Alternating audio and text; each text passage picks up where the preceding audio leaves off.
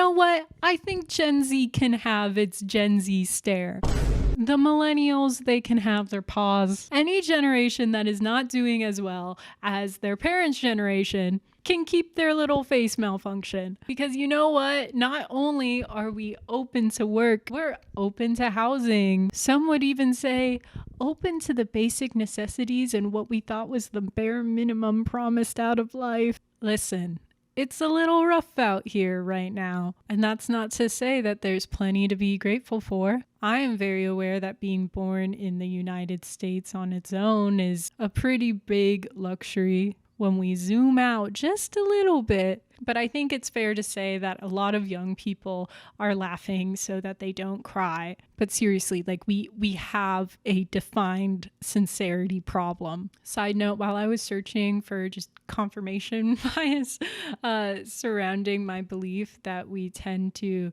cover up sincerity with humor as Generation Zoomer, found this really interesting, well-worded little Reddit comment. Y'all know I love Reddit, surrounding how Gen Z's humor is different because our content cycles are so fast. The pace of information and what is considered new and old goes so quick that our humor quickly lends itself into the absurd. The stimuli for us little Zoomers has to be pretty intense to get us cracking, and I don't know if that's a good thing. But yes, back to the point. Gen Z is having a tough time. So is everyone in some regard. Welcome to Life Talk to Sisyphus. But I want to talk about me, and I'm part of Gen Z. And as David Brooks so aptly put in his most recent New York Times op-ed, Gen Z might as well be coined as the most rejected generation. I'm a grumpy young lady, and I'm apt to say that that might just be another way of saying that every space we enter is curated by a sense of exceptionalism, which leads many to feel like they are not enough just by being. I know. I love the Merriam-Webster word of the day. I too am trying to be exceptional.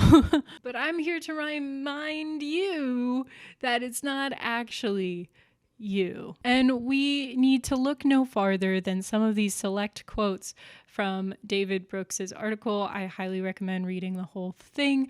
I will link it, you get it, but some of these will feel all too familiar to many of us. The culture of rejection leads many young people to favor earliness and decisiveness above other qualities. You have to specialize in a sport or musical instrument by age 12 if you want to be good enough to be impressive by the time you're 18 and the culling begins. I think there's a lot of discourse around how tweens are not the same as they were in the past. Okay, we're not worried about pimples. We're not worried. I mean, maybe we are worried about pimples, but we're not worried about looking cool in the schoolyard. We're worried about drop shipping.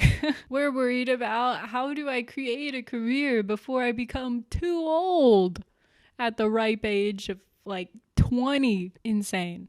Also insane that we expect people, period, at 18 to define what they're going to do for the rest of their life. Because spoiler alert, you don't know. You don't know. I don't know. Nobody knows. We're winging it. I keep hearing and reading stories about young people who applied to 400 jobs and got rejected by all of them. I've made multiple videos on this subject, but I also experience it all the time in my day-to-day life. So many of my friends right now, unemployed, but not for lack of trying, okay? They have applied to thousands of things. Yes, they went in person. They go in person. They talk to a person. They say, hey, I would love to do anything here. They say you have to apply online. But oh my gosh, when you apply online, there's all these keyworded bots. Sometimes the thing that you applied to is no longer open. Sometimes you're overqualified, but you're also underqualified. You need 5 years of an experience for an entry-level job, and it just goes on and on until you learn that the position was aptly filled by the nephew of the husband's boss. The nephew of the husband. Who's the husband? You get what I'm saying, okay? It's connections. It's who you know. Not that that wasn't true in the past, but I don't think people don't want to work. I think people, it's really hard to find and land a job. And especially, I think if you're not extroverted, I think all of these methods or workarounds to getting work involve a great degree of like social confidence and a willingness to be rejected out and open again and again and again. You don't have to scroll very far in LinkedIn to like read some sad stuff. Some sad stuff. And I feel like even the open to work banner is a humiliation ritual, Of course, we're open to work. I mean, I would assume so. If you want to live, you have to be open to work. I think most people recognize that social contract pretty well. But let's back it up a bit, okay? Let's back it up. Even before you get into the workforce, there is this narrowing. You meet students who feel they have to apply to 20 or 30 colleges in the hopes that there will be one or two that won't reject them. In the past 2 decades, the number of students applying to the 67 most selective colleges has tripled. It feels like there's an increased separation between the top of the top and the big bottom. And not just across the way that wealth is distributed, but in where you go to school, how you meet people, what you get to eat. There's so many instances where it feels like you have to be exceptional to meet a baseline. I have not even begun to discuss the everyday rejections that afflict everybody in this age group.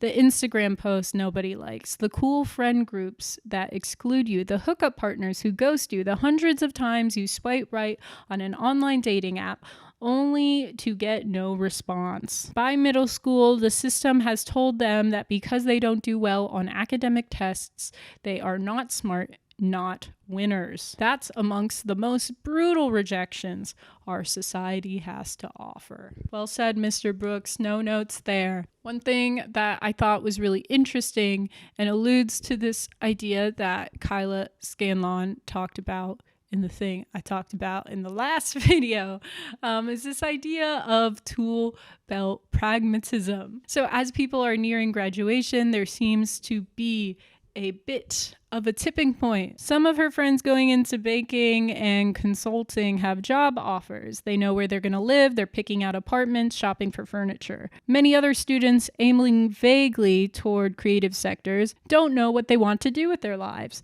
They fear that the fancy degree they thought would give them a pathway to prosperity will turn out to be a weight around their neck. One young man told me that the system caused him to value security and stability above all, to find a place where he wouldn't be vulnerable to the next rejection. People who have suffered rejections become, on average, more aggressive, less empathetic, and have a harder time with self-control, which I might add is not a good pairing for an environment where we've built I would argue, likely the biggest sector of our economy, maybe defense is bigger. My point is that we're structuring a system in which people have less self-control or less of a sense of autonomy. And we're pairing that with technology that is designed to monetize and capture your attention to the level where it's just ingrained habitually. And this leads me to what I think is a common theme among many people I know, including myself, which is this creeping sense of nihilism. She told me that none of her friends are doing long-term thinking or saving for a mortgage. The world seems so radically unstable that to them, they'd rather enjoy what they can do today than sacrifice for some possibility that may not come. And this is what is so spooky. When we're taught that doing the right thing is what you should do, and you do the good thing, you go down the path, you get all the pats, you get all the checks, you do all the things that you were told were going to give you a baseline level of sustainability, and that does not work. We stop trying. And the problem is that hopelessness is not an option, at least in the practical sense. Okay. I'm on my little seat here talking about this, but I can tell you just by being a young person in this very unstable world, of course, I have days where the lack of motivation or hope for something better feels absolutely dampening to anything else I could feel. And I think that's the point, because when we feel like there is no future, we succumb to the now, which I think also feeds into a level of consumerism. And it leads you to think like, okay, all of these systems that are designed to make us feel like are not enough also make us totally moldable into perfect, frequent consumers that cannot ask for a future independent of providing value. Right now I'm reading Careless People by Sarah Wynne Williams, which I highly recommend. What a banger of a book. But it really goes into some of the behind the scenes philosophies, if you will, that have gone into building Facebook or Meta or whatever you want to call it into what it is today. And I know this isn't a shocker to anyone, but it just makes it so clear that for these companies, there is no bottoming out. There is no line of collective value that they will not cross because the value is extracting value. And that means across political lines, it means across class lines, it means across everything, because to them, ends justify the means of extreme greed. All of this, I realize like the irony of me saying all this and then saying like, oh, we still have to try and be people. But I do think we have to remember that the default right now is not good, right? And there's definitely, it is an objectively unstable time, and that can be unsettling. But the one thing that we do have is time and a sense of some of the shifts. And so I think any way that we can try and make ourselves a little closer to building a world that feels more sustainable is a worthy endeavor. I think, 70% of the battle now is just getting to a level where you feel like you can do things, because otherwise you're so numbed out, you're so overwhelmed by the constant overload of information that you're led to total inaction. And inaction is different than being angry or upset. Inaction is surrender. And the people with exorbitant amounts of wealth are counting on you surrendering that value. So, yeah.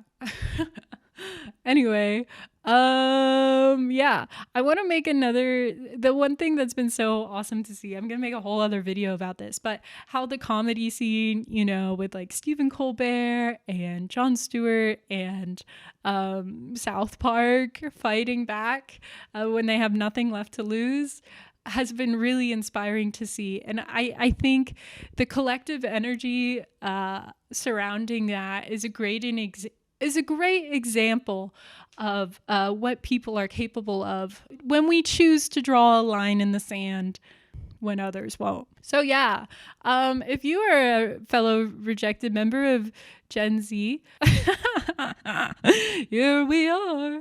It's hard out there. I guess, yeah, we gotta keep going though, and just recognize that it's not something that we did or didn't do. The pendulum swings in weird ways, and all we can do is try and control what we do to try and be prepared for a better tomorrow.